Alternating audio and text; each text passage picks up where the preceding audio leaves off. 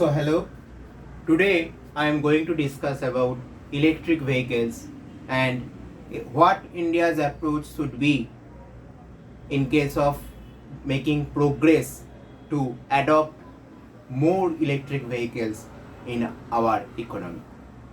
Okay, so let's start our discussion without making any further delay. In a recent report published in April this year, Moody's Investor Services said that India has the fourth largest car market globally. India has the fourth largest car market globally, but electric vehicle penetration is currently only around 1%. So this is the concern. The pace of increase in EV sales and towards the government's target of 30% of electric vehicles within 2030 will also depend on the country's charging infrastructure and consumers' readiness to switch to electric vehicles from traditional internal combustion engine vehicles or those traditional engines powered by petrol, diesel or natural gas. India has beaten Japan and USA. India has beaten Japan to become the third largest vehicle market in 2022, only after China and USA. Okay?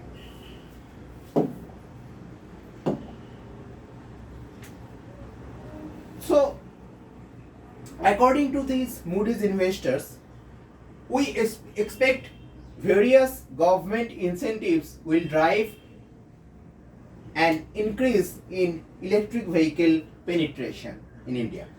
These include consumer incentives, production linked incentives for advanced battery storage to drive local cell manufacturing, GST rate cuts and other state level subsidies. Even Union Minister Nitin Gadkari earlier said that India can use the lithium reserves. You all know that this lithium is a very crucial component of EV batteries. Okay, so these lithium reserves recently discovered in Jammu and Kashmir, it can become the world's #1 automobile manufacturer in electric vehicle segment in future. The government aims to have EV sales accounting for 30% of private cars, 70% of commercial vehicles and 80% of 2 and 3 wheelers by 2030. Okay. So these are the government goals. So how to integrate more e-vehicles? What is India's plan regarding this? Okay, this is, I think,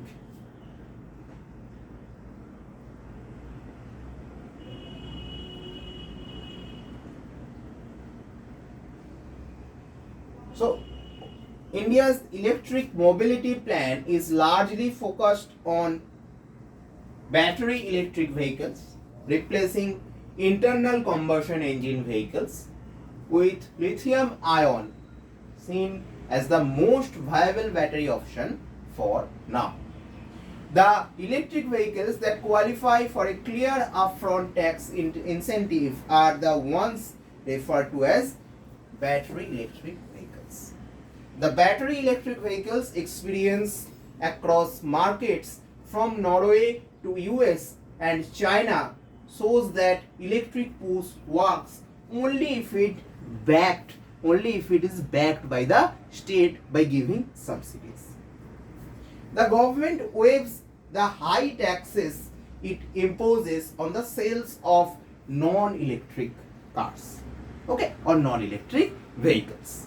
It lets electric car run in the bus lanes, toll roads are free for them and parking lots even offer free charge or free cost for this electric vehicle. So these are the incentives. These are the incentives put forward by the government to integrate more e-vehicles in our economy. Okay. So what is the problem in case of these high subsidies. The problem with the overt subsidization of electric vehicles, especially in context of a developing country like India, is that the much of this subsidy offered as tax breaks for cars, not even buses or other 3 vehicles or 2 vehicles also. So this ends up in the hands of the middle or upper middle class of people who are typically the buyers of battery electric 4-wheelers. Okay, so 4-wheelers electric vehicles can the sale of 4-wheelers electric vehicles can surge. But what's the case for the other e-vehicles? Means what's the case for 2 and 3-wheelers? Okay.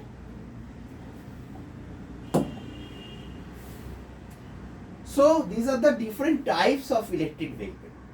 First of all, HEVs, which is called hybrid electric vehicles. So conventional hybrid electric vehicles such as variants of the Toyota Hyryder hybrid or Honda City HEV in India combine a conventional internal combustion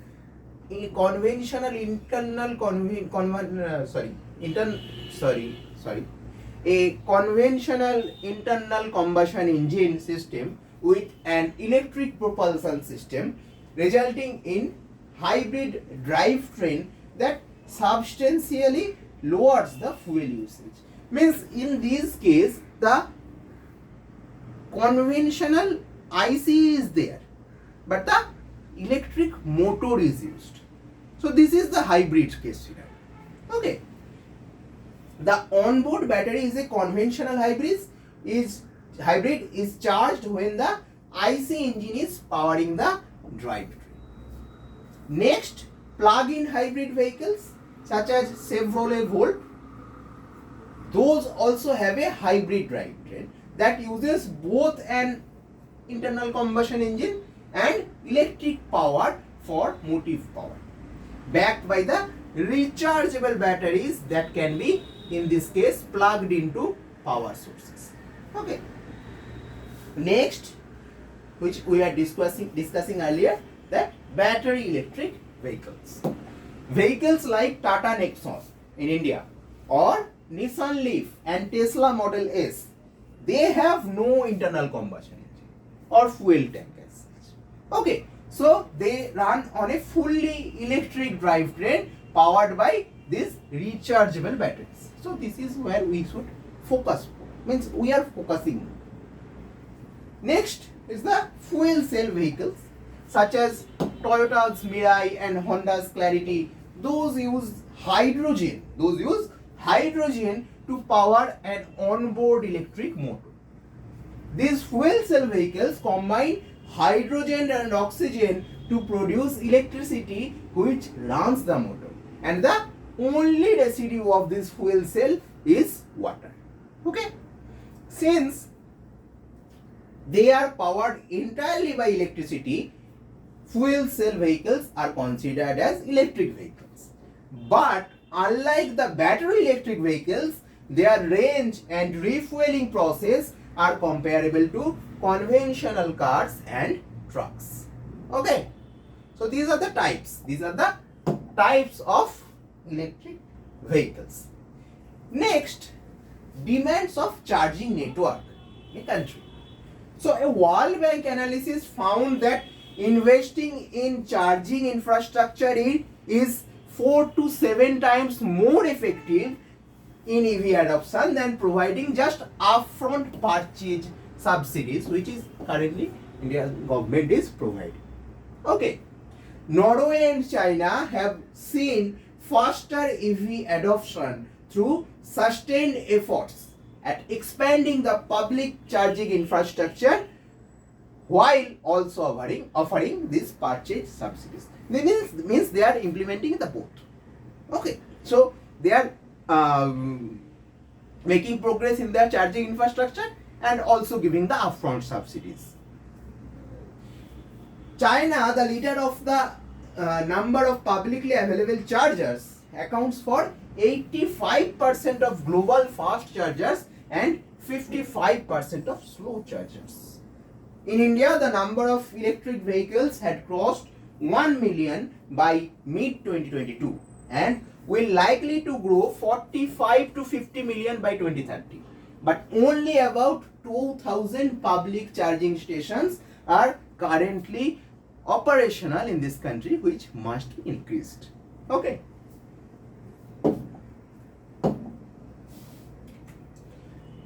So need for upgradation in charging is the need of the hour. So India's charging infrastructure demands, according to KPMG's electric vehicle charging, the next big opportunity report, are unique because the vehicle mix is dominated by 2 and 3 wheelers.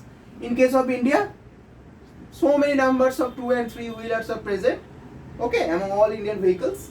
The charging network strategy has to be tweaked given that the power requirement varies.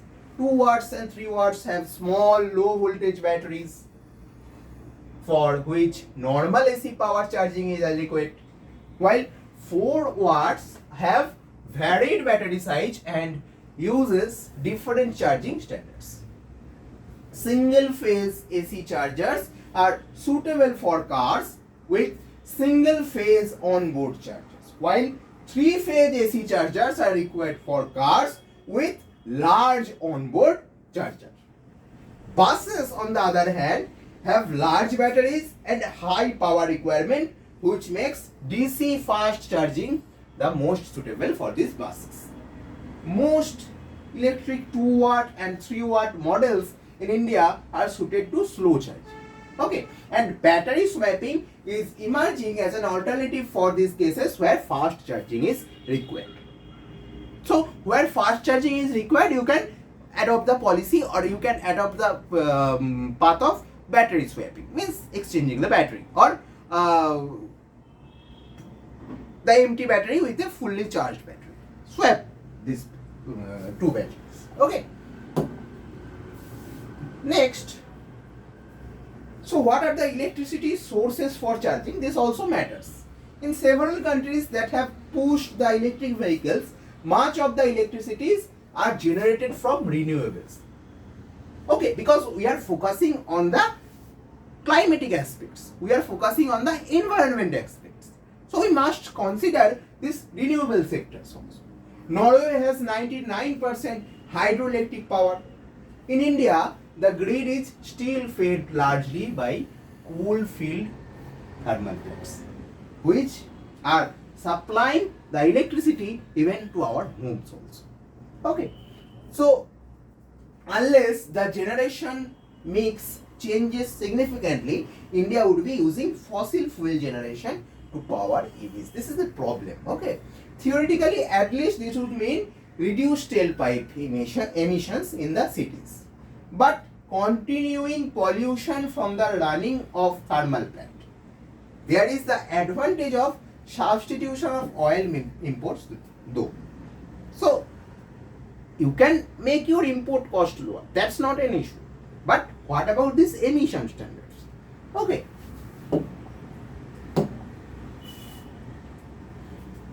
Next, value chain. As India struggles to make inroads into the global lithium value chain, there is a discussion on the need to diversify the country's dependency on lithium-ion batteries in the electric vehicle mix. The demand for lithium-ion batteries from India is projected to grow at a CAGR, means capital adequacy growth rate, of more than 30% by volume up to 2030, which translates to more than 50,000 tons of lithium requirement for the country to manufacture EV batteries alone. Okay, but more than 90% of this global lithium production is concentrated in Chile, Argentina and Bolivia, the lithium triangle, about which you all know. Okay, alongside Australia and China.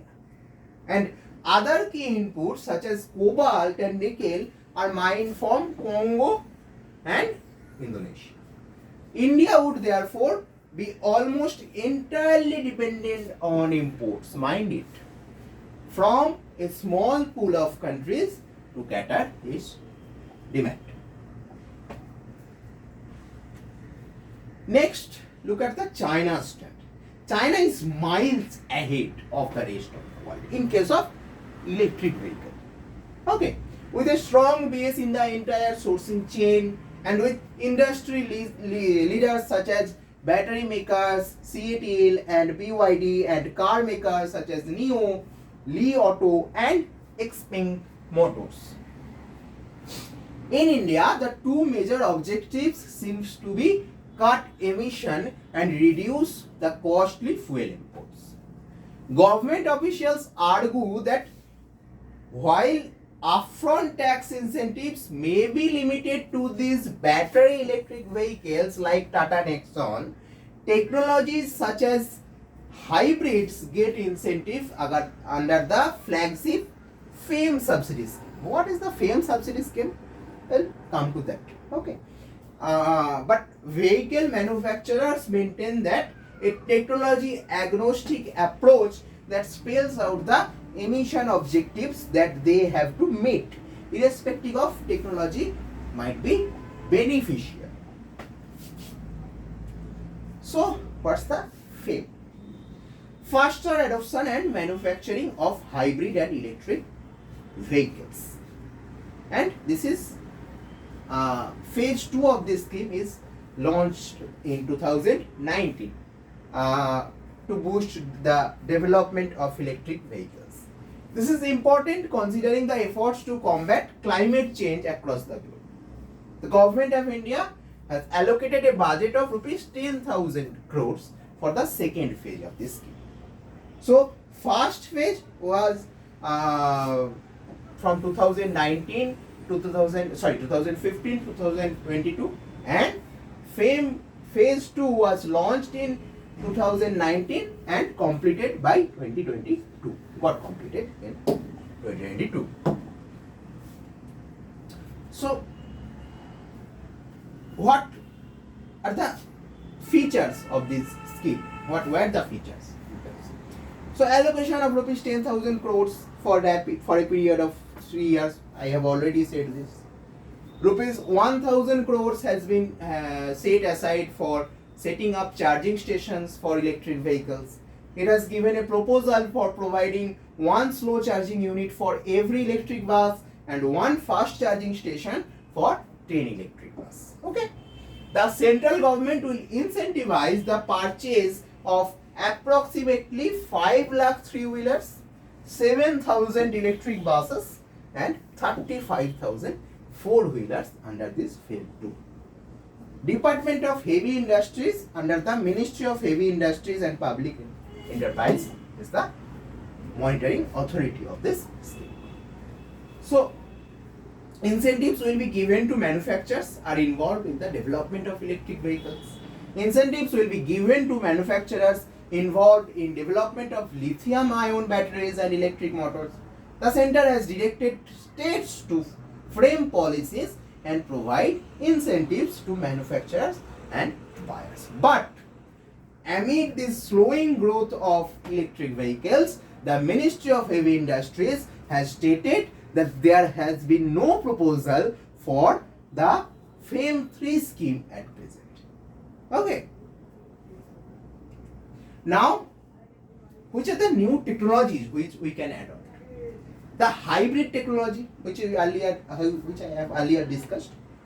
This is seen as a good intermediate step towards achieving the all-electric goods. Hybrids typically have improved fuel efficiency through electrification of powertrain, but do not require charging infrastructure base that is essential for battery electric vehicles, because we have the IC in that case, means internal combustion engine. Okay. Additionally, manufacturers claim that a hybrid vehicle also spawns the manufacture of battery ecosystem, which can be leveraged for even the battery electric vehicle push. Okay. However, hybrids do have the issue of lithium-ion batteries being the main source. Even though the self-charging mode obviates the need for charging points. There are also questions about hybrids achieving their famed fuel efficiency claims when air conditioner is active for most of the drive, as is typically the case of many parts of India for much of the year. So the activity of air conditioner is in question in this case of hybrid vehicles. Okay. Next, look at the flex fuel technology. Flex fuel or flexible fuel vehicle has an internal combustion engine, that is IC, but unlike a regular petrol or diesel vehicle, it can run on more than one type of or even a mixture of fuels such as petrol and ethanol, diesel and ethanol.